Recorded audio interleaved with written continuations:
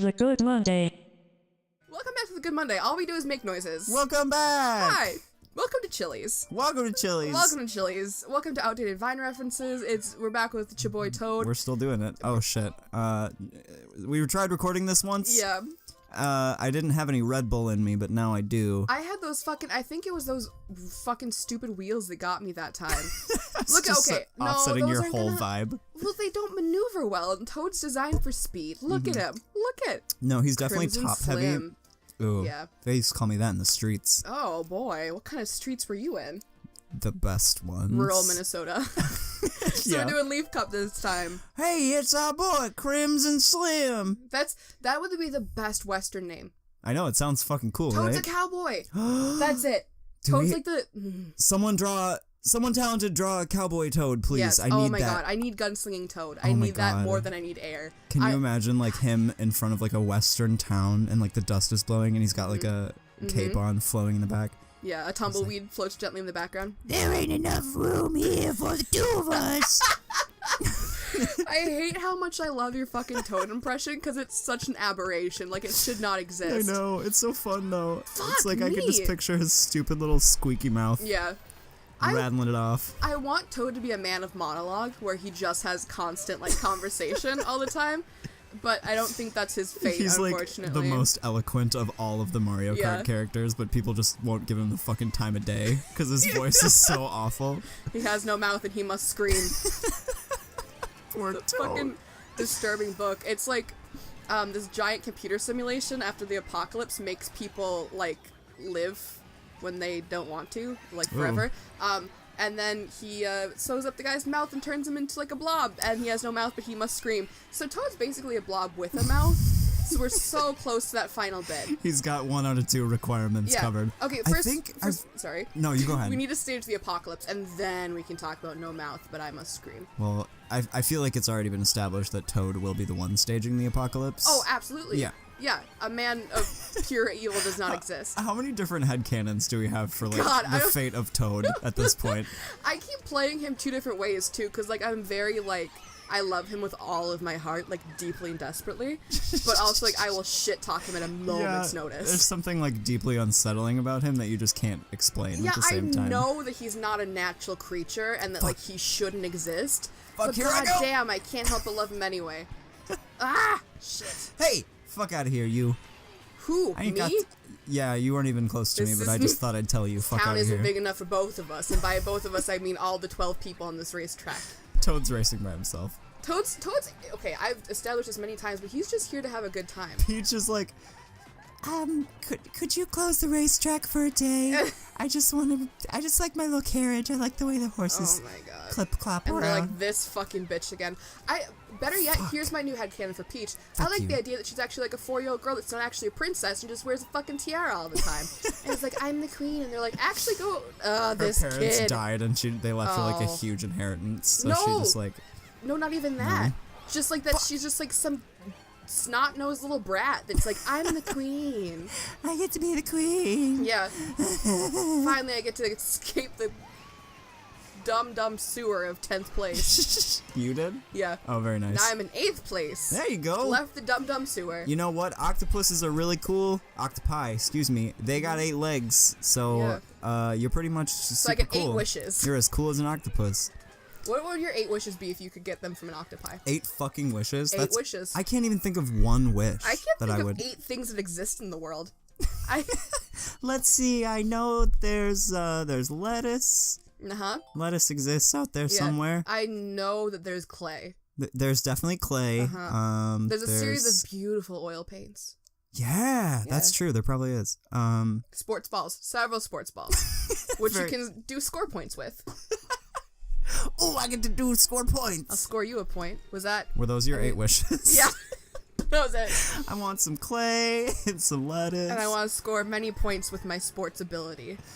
God, I think the best thing that we could do for like a special on this channel would be watching Brendan and Katie try to play sports together. Oh, absolutely. Or better yet would be, in the spirit of this particular course, us trying to walk outside in the winter when it's entirely ice covered.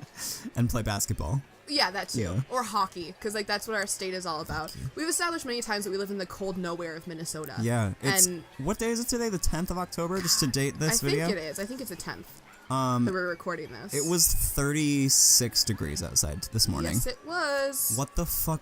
Why would you choose to do that to yourself? Well, like, it's I'm still here. October. Like, that's the thing, is like, if it were any other time of year, if it was like, not any other time, if it was June, I'd also be concerned. But like, if it was What's like happening? December, I'd be like, that's a reasonable temperature. In fact, that's above average for us in December. I like when it gets to about February around here, and it like is like -20 with wind chill. Yeah. That's always It's a good great. time. It makes you really grateful to be alive once that goes away. Well, it's always, I was discussing with our good friend Andrew about how he lives in Argentina. Andrew. And so they don't know cold very much over there, and it hasn't snowed there since like the 80s, I think he said. So I was like, I'll kill you. I'll kill you and your whole family. Are you kidding me? We wade through feet of snow over here. This is fucking ridiculous. It's like, I'm sorry we don't have winter? Like, I'll fucking kill your family. Yeah, your whole family will suffer for this. Jesus. Listen, we are living that sweet, sweet YouTube life. Yeah. But we're not out in LA yet. So we're still suffering through winter. Yeah. It's okay. God damn. I'd take the harsh cold winters of pretty much anything in LA any day. Really? Over that, yeah. I think so. No offense to anyone kicking it in LA right now. Just if I had to describe that town, it feels like crunchy to me. Ooh, that's a good descriptor. It feels like a crunchy town. Does that make sense? I get what you're saying, but I feel it's more like that crunchy describes more like New York to me than like LA. Oh, maybe. But I do see what you mean. It's crunchy. I feel that adjective usage. Oh, hey. So, I've had a few conversations with a few of my friends about this. Yes. I'm curious about your input and a few other people's inputs if they want to drop that shit in the comments. Right. So, everyone thinks that moist is like the grossest word, right? No, it's not. Right, like it doesn't bother me. No. It kind of used to, I think, because everyone else was like, hey, check this out. Moist. I think plunge is a bad one. Plunge. But oh, ew. Yeah. That is bad. Yep. But, I feel like people don't give enough credit to the word crusty. No, absolutely not. They don't. Isn't that a horrible word? Because, like, here's the thing. You say crunchy and it evokes to me like some really good chicken strips, but crusty to me, like, what the fuck am I supposed to do with that? It just makes me think of like dick cheese or God. I know, I said it. I'm sorry, but that's the image it invokes in my head. God's dead and you killed him. Right here on this show. Got some crunchy ass dick cheese for you. See, that's like popular comedian Bo Burnham has that whole bit about saying like words that no one else has ever put together before. Oh yeah. Crunchy ass dick cheese is probably one of those sentences that's never been said before. At least I pray desperately that it has not. Yeah. When I was the first Reddit post I ever made, oh god, they're gonna find me on Reddit after this. That's okay. I'll delete it all. Perfect. Another chore for you to do. Run it, edit this, and do that, and delete from Reddit. And Put a picture of that guy from Numbers on the screen. Perfect. Boom. Okay, fine. Another one. Fine. Another one. It's DJ Khaled this time. More. Got it. Got you. He just like slowly gets more and more horrifying with his demands. Yes. More. Yes. Do it again. Yes. Another one. Yes. I'm sorry, you're talking about Reddit. First post you ever made. One of the first posts I ever made. I think the first was asking people to tell me the grossest two-letter combination of words. Two-word combination. I was like, sorry. At? Yeah. It. C. Hi. And the first comment that remained my favorite the whole time was fetus hockey. Oh, okay. And then one of my friends had me in her phone for, I think, like 3 years as fetus hockey. Oh, I remember that. Yeah. I was so horrified I didn't even bother asking the backstory for that one. Well, there it is. I've known you for 5 years and I couldn't shoulder the... Damn it. It's terrible. It's shoulder the burden of that answer. Whoa. What the fuck? Excuse me. Okay, hi you guys. So sorry, nothing like a little drama to spice up a playthrough. It's my fucking HP computer. I gotta get a new thing. Yeah, we were just having too much fun and God said, knock that shit off. And by too much fun, that means that Brendan knocked my charger out of the wall. Way-ho. Way-ho. Who's the best playmate? Ooh. Is that what we should call our audience? No. The playmates? No, please just start the... Please. Here we go. Please. God damn it. So if there's a little weirdness in these recording situations, that's what happened. Katie's computer like went to sleep. No, it didn't. So, well, it like shut off for a second. No, it didn't. It like frizzled out. No, it didn't. When I unplugged it? It didn't frizzle out. It just made a noise to acknowledge the fact that it had been unplugged, and that stopped our capture for a minute. Wow, that's like really kind of silly. You don't have that much impact on my computer. You didn't shut down my computer. I ain't no god. I hack on this thing. I got into every mainframe on this fucker. I hack on these haters. I hack on these haters with my hashtag Linux. One of my favorite fucking things is like the hacking memes. Where it's just absolutely. Like, hack, you've been hacked. I love... God, okay, have you ever seen Mr. Robot, the hit TV show? No. It's about a guy who computer hacks, and it's like actually more true to life than like most hacking is, because it can't be done like remotely as much as people like to pretend that it can be. Yeah.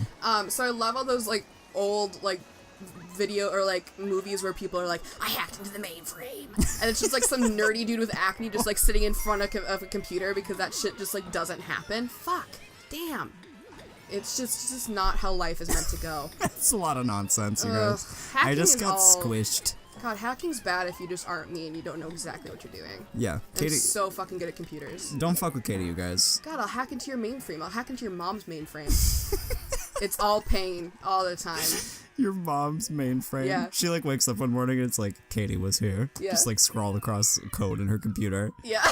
In binary code. Katie. Your mom's proficient in binary code. My mainframe. Your mama's so smart, she proficient in binary code. Your mama's so smart, she got a master's degree, but that doesn't determine her intelligence. Flexing. Gotti. Yeah. Gotti. That's some great. Street cred right there. Oh boy, Your mom pursued a higher level of education. Suck a dick. Oh. Cry about it. Okay, well, you didn't have to do that, but okay. We don't have to do anything that we do on this earth, Katie. Listen. Except die. True. I didn't ask to be born. I ask only to die. I didn't ask to be born. God damn it, Mom. I didn't want to be alive anyway. This is the stupidest place to race ever, probably. Oh yeah, because you could easily fall off. The fuck are we doing here? We used to have this game when I was a kid. We weren't like, okay, this is more sad, poor Katie stories. We weren't rich enough to afford like the Nintendo Mario Kart. My favorite story. So like, we had like the Mickey Mouse racing ones. And they had like these series of levels that were like icy like this one, and you'd fall off all the fucking time. And like, Pete abducted like your fucking dog, so you had to go across the country to find Pluto. It was this whole mess, and I remember like seriously being concerned, like, you know how I talked about how Donkey Kong made me think that like giant lizard people were gonna take my whole family. Yeah. I was very sure that someone was gonna steal the dog that I didn't have. So for a very long time my parents were like, do you guys want a dog? And I was like, no! It's gonna get taken. He didn't ask to be born. He asked only to not be abducted by some giant weasel man. You like impeded yourself from getting a dog so that he would not get kidnapped. Yeah, for a very long time. I didn't get a dog. We didn't get a dog until like I was in like 6th grade, because I kept putting up a fight about it. And like I was a very logical child. Like, I know. That's why this is so surprising to me. Well, I was like, man, I was a child with a lot of anxieties. That's so funny. Oh, I haven't mentioned this on the show. I am a child with many anxieties. When I was 8, I used to go up to my parents' room at night, because I couldn't sleep, and then I'd go up there, I'd knock on the door, no one would answer, so I'd walk in, and I'd stand over my mom in her sleep, and I'd like push her a little bit until she woke up, and I'd just look at her and be like, I'm having some anxieties about nuclear warfare. I was 8, Brennan, I was 8. It's like, that's a thing that you hear when you're little, like you hear what nuclear warfare is, and you're like, oh, scary. No. You just move on, kind of. Nope. No. I also had a series Katie of like hovers over her mom in the night. Yeah. Okay, and then I also would wake my parents up and I was like, what do we do if the bubonic plague happens again? Because when I was a kid, bird flu was a pretty big thing, and it was like posing itself to be like a very large problem for civilization at large, you know? That's a valid concern. What do we do if the bubonic plague happens again? Okay, can I ask you if 8-year-old Brendan was worried about that shit? 8-year-old Brendan was like worried about taking a shower. Oh, for Yep, he'd get up in the morning and he'd be like, oh, I just don't want to take a I love taking showers because they kill disease. I know, it works. I was also, oh god, this makes me sound like I'm like fucking crazy. I also used to make my mom burn candles because I knew that in monasteries they had less instances of the plague because they had candles that would like clear the air and like help them like filter their air. What the fuck? I was a child of many anxieties. That's so interesting, though. Oh my god. So I was talking with my guidance counselor at school about like it being anxious, and she's like, man, has this gotten worse over time? I'm like, no, actually it got better. Like, Yeah, that's like, it's hard to go downhill from that point, I guess. Like, the next step would be me locking myself in the house, which Yeah. was kind of, I was gonna ask to be homeschooled because I was worried about getting the plague from other children at school. 8-year-old Katie's like sitting in the corner surrounded by candles. Yeah. Your mom's like, what you doing in here, honey? He's like, fire kills the disease. Yeah, I mean, kills the disease. Yeah, it was very that. I also used to hide in our basement during tornadoes with like series of like food that would sustain. Sorry, I can't do this. Copyright. That would sustain us if our house got torn apart, and like blankets and like changes of clothes for my family. I was 8.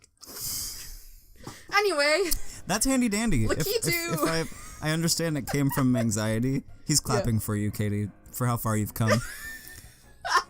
Look at you. Oh, you're trying your best. Gold star for the winner. Oh, you go to public school. There's no trophy for this one. Holy fuck, I got 30, because we didn't get a trophy, because I got 4th place. Now you have to shove Lakitu up your ass. Well, you guys, I'm gonna go bury myself in the backyard now. See you later. Bye.